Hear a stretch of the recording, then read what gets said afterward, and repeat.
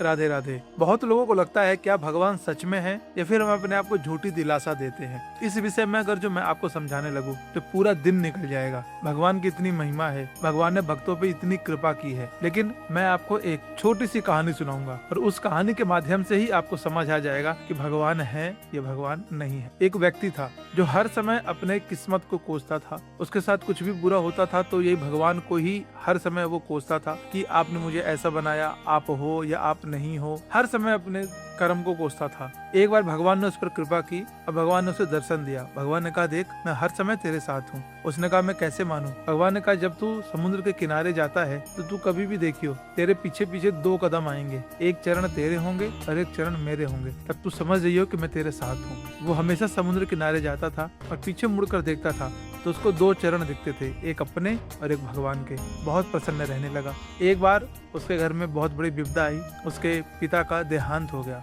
बहुत दुखी हुआ और रोता हुआ समुद्र के किनारे आया और पीछे मुड़कर देखा तो उसको केवल एक ही चरण दिखे। तब फिर वो सोचने लगा कि जैसे इंसान होते हैं बुरे समय में साथ छोड़ देते हैं, उसी तरह भगवान भी होते हैं। देखो आज मेरे ऊपर इतनी बड़ी विपदा आई तो आज भगवान ने मेरा साथ छोड़ दिया। इतने में ही भगवान प्रकट हुए। भगवान ने बोला, तू दुखी क्यों है?